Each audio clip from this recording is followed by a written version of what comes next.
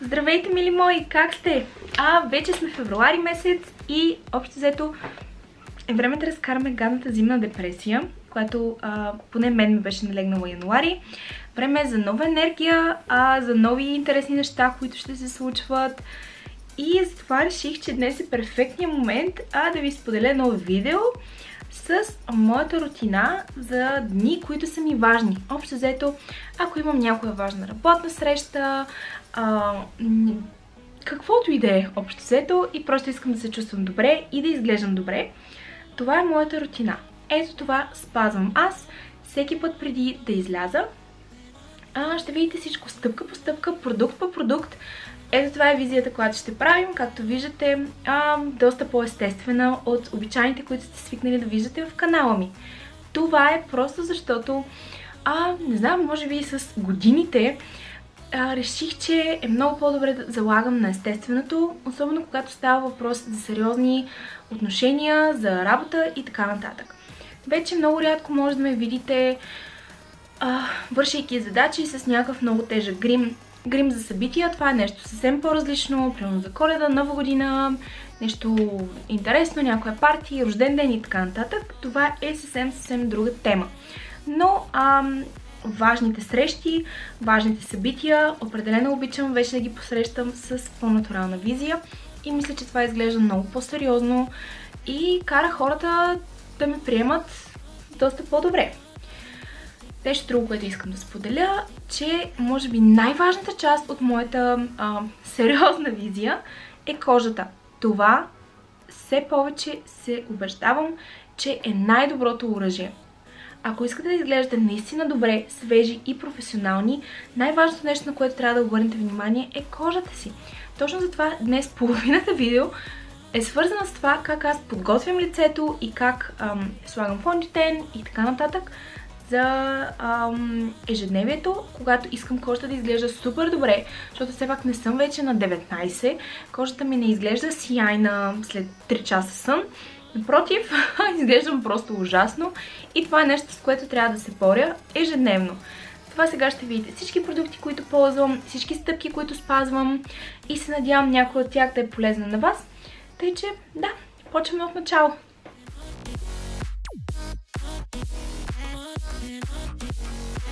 И ето ни, време е да пристъпим към стъпка 1 от рутината. И то, както споменах, започваме с подготовката на кожата. Искам да ви кажа за една нова марка, която открих наскоро. Всъщност не съм я открила наскоро, но скоро почнах да я ползвам и да я пробвам. Ето я марката, Funetics се казва. Тя всъщност е френска марка за козметика, която си е поставила за цел да създава много висококачествени продукти. Съставките, част от тях са от биопроизводство, много голяма част от състава на продуктите е натурален и са на много разумни цени. Другото, ще сложа линк към онлайн магазина, който е български, beautyskin.bg, за може да разгледате другите продукти от серията. Аз се спрях първо на маска за лице в течен вариант. Много интересна концепция, между другото. Тази маска е за кожа над 30 години. Аз съм на 29, но интензивната хидратация никога не ми е излишна, затова минавам направо на серията за 30 годишни. Така, ефектът от тази маска е силно хидратирана и подхранена кожа, същевременно с това омекотена и тена е много сияен. Точно това, което аз искам. Тъй, че започваме с нанасянето на маската. Може да я ползвате 2 до 3 пъти седмично, абсолютно без проблем. Ще е доста гъста. И нанасяме един супер обилен слой върху цялото лице. Между другото, в състава на маската има екстракти от малини, зехтин и други чудесни неща. Повече информация в линка отдолу в описанието ще намерите. Аромата е супер нежен, не е прекалено ароматизирана, мирише на роза и на нероли.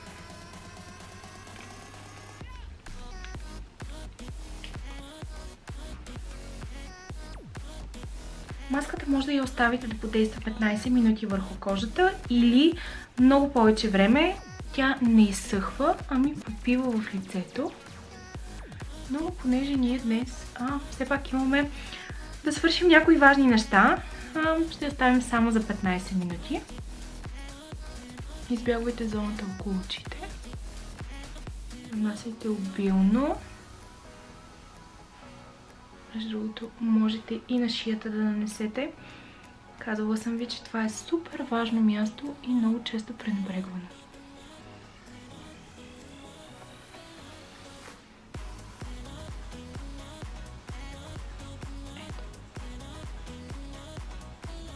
И междувременно, докато чакам тези 15 минути с маската, мога да ги използвам за нещо по-плодотворно от просто чакане.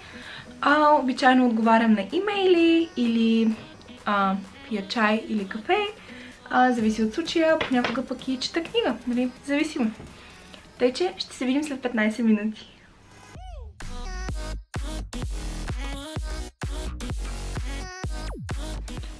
И ето ни отново, както виждате, част от маската е попила, не изцяло. Ако имате повече време, примерно ако си направите вечер, може да я оставите почти до пълното и попиване, т.е. може да си посетите и 1 час с нея. Аз продължавам с следващата стъпка, която е почистването, естествено. Продължавам между другото с мицеларна вода от абсолютно същата серия. И това е много интересно при маската, че може да не я отмивате, а просто да я отнемете от кожата.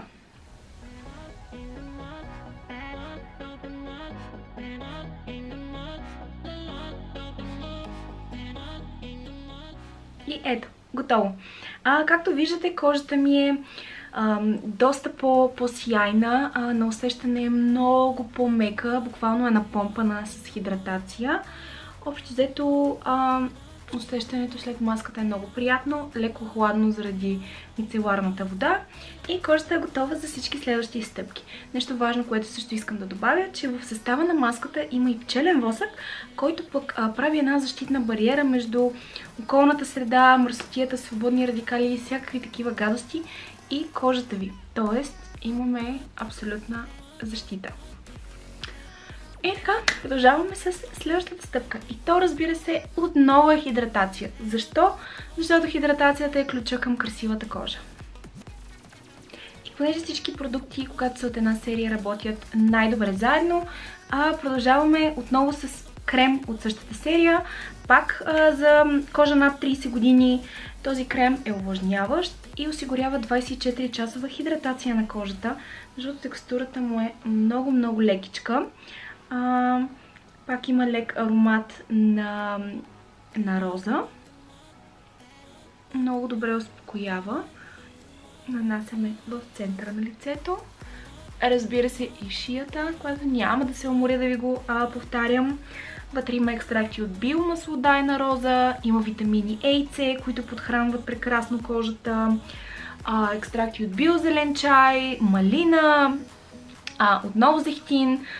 Нещо друго интересно, което искам да кажа за крема е, че има екстракти от биоалоевера на прах, които са известни с това, че стимулират производството на колаген и обновяват много добре клетките, защото са богати на страшно много витамини. А както знаете, кожата с годините много губи колаген и това отнема от нейната красота, а ние искаме възможно най-дълго време да изглеждаме прекрасно. Все пак. И ето, кремът е абсолютно попил, между другото въобще не оставя мазни следи за хора, които не обичат тежки кремове и кремове, които се усещат върху кожата, избиват върху грима и се виждат. Това е нещо перфектно. Мисля, че е подходящ за кожа, която е нормална, по-към суха и за комбинирана кожа би бил просто повече от перфектен. И може да преминем към следващите стъпки, но преди това искам да ви кажа още нещо и това е, че може да ползвате моя код Надя и да пазарувате всъщност от сайта Beauty Skin и да си поръчате продуктите на Fun за да ги пробвате и вие. Защото ще бъдете много изненадани от цените на продуктите. Те варират между 10, 15, 20, 25 лева. Наистина са супер достъпни. и си заслужава да бъдат тествани. Отдолу ще ви сложа линк към продуктите, които ползвах. Естествено, ще ви напиша и кода, ще ви сложа абсолютно цялата информация, която искате да знаете. Ние продължаваме нататък с подготовката, защото няма време. След като кожата вече е идеално подготвена, идеално хидратирана, е готова за всичко останало.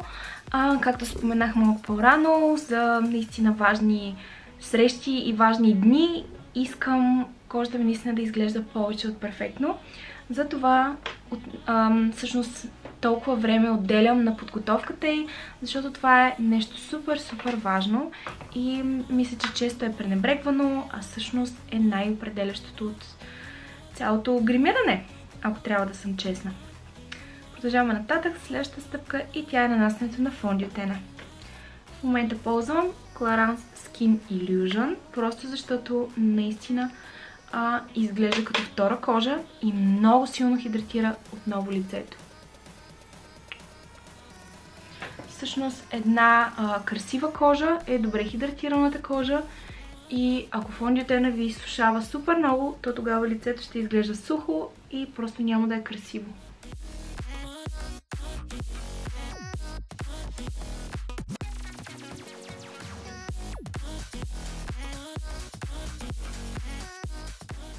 По принцип може да нанесете само един пласт от фондиотена. Лично аз си падам по малко по-плътното покритие, понеже фондиотена е с леко към средно. Добавям винаги втори, защото просто обичам малко по-плътно.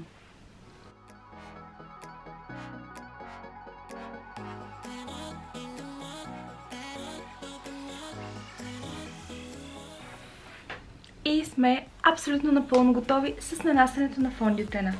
Ако можехте да ме видите на живо, щяхте да видите, че кожата наистина изглежда сияйна, изглежда естествена, въпреки средното покритие, което направихме.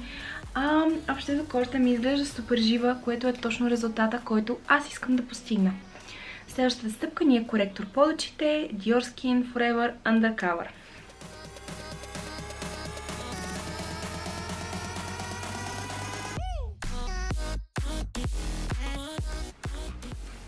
И ето, няколко часа сън отгоре, просто магически върху кожата ми. Готови сме с кожата, общо взето, преминаваме към следващите стъпки и то е оформянето на лицето. Нещо супер важно, защото така изглежда доста равно и не е много готино. Хайлайтър. В момента ползвам супер много на Smashbox и Влада. За съжаление е Limited Edition и не се предлага повече, но точно този хайлайтър много ми харесва, защото има лек розов нюанс, който добавя свежест към кожата, много добре отразява светлината, т.е. добре блести и не е прекалено натрапчив за ежедневието. Защото, както казах, искаме все пак да изглеждаме сериозни и професионални.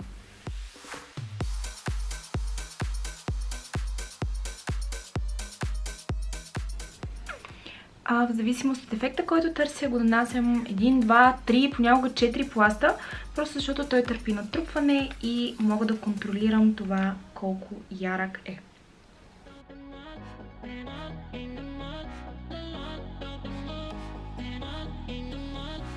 И ето.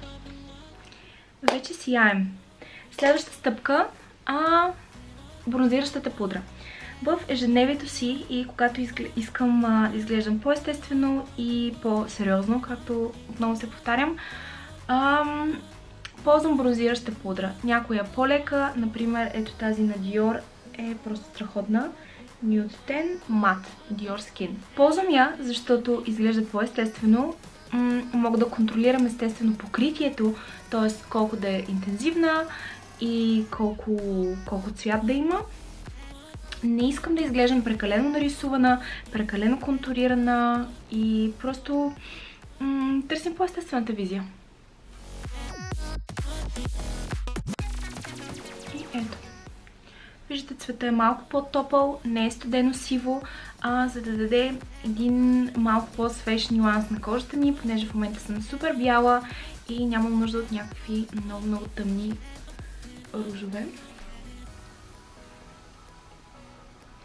Мисля, че се блендва изключително добре.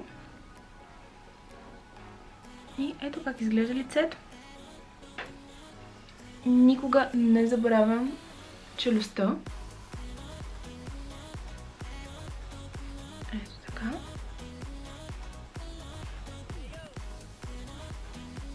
Мисля, че е често пренебрегвана.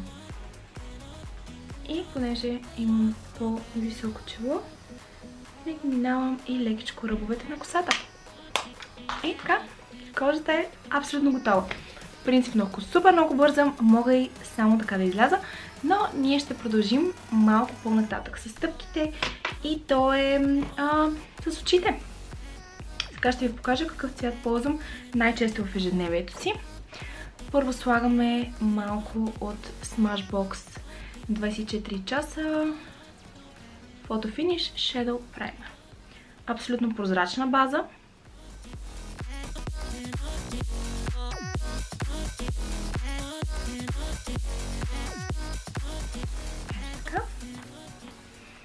И Chocolate Gold на Too Faced. В момента съм влюбена в ето тези двата цвята. Cocoa Truffle и So Bougie. Обичайно ги смесвам и двата и ги нанасям просто на целия клепач.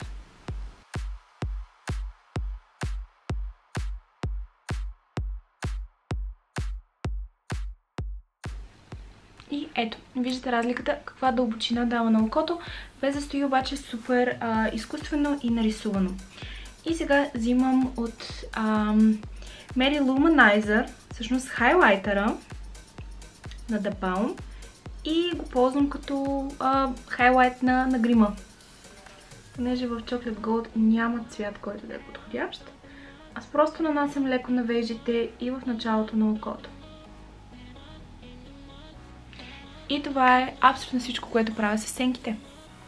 Виждате обаче разликата между това и това. Правим също и на другото око.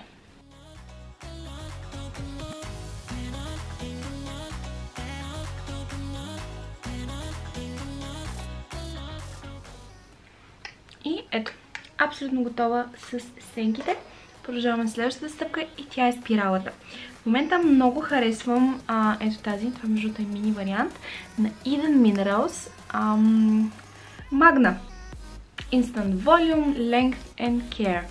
Между другото спиралата е супер подходяща, ако имате много чувствителни очи, просто защото е супер пречистена от всякакви гадости вътре. Много е подходяща за хора, които са алергични към всякакви грим продукти и за хора, които носят лещи. Също така. Харесвам, че четката е много прецизна и нанасям доста пластове сега.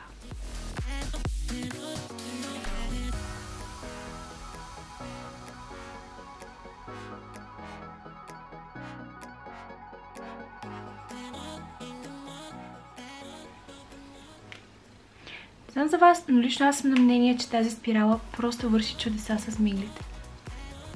Ето как изглеждат миглите ми в момента.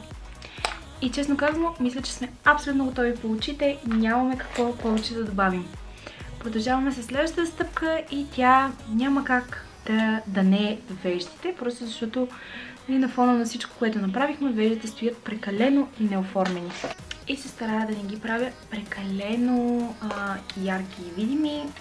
Една идейка по-туширани.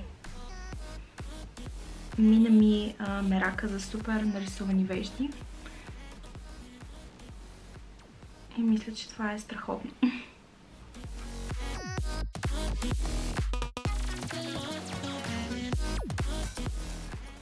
Ето. Идеята ми е веждите да изглеждат просто добре оформени.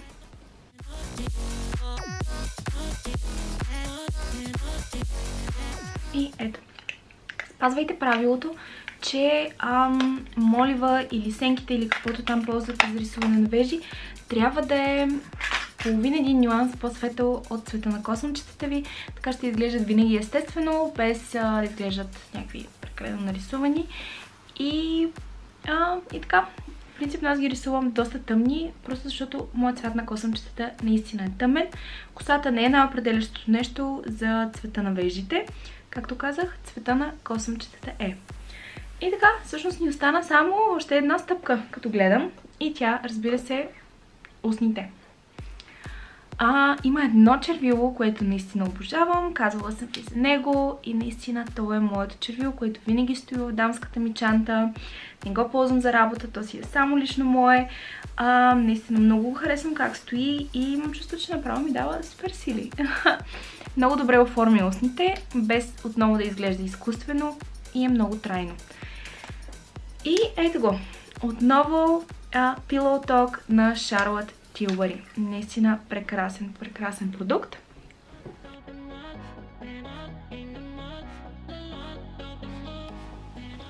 И ето как изглеждат устните ми с него. Както виждате, изглеждат сравнително доста естествени, доста по-плътни, добре са покрити и същевременно знам, че много време ще издържи, без да е нужно да го повтарям. И така, това е моята ежедневна визия за важен ден. Надявам се нещо от нещата, които споделих, да ви е било супер полезно. Не забравяйте да видите линковете долу в описанието. Ако решите и вие да пробвате френската козметика Fun Ethic, сега е момента. Използвайте моя код. Долу съм ви оставила абсолютно всичко в описанието. Много благодаря, че бяхте с мен и до скоро!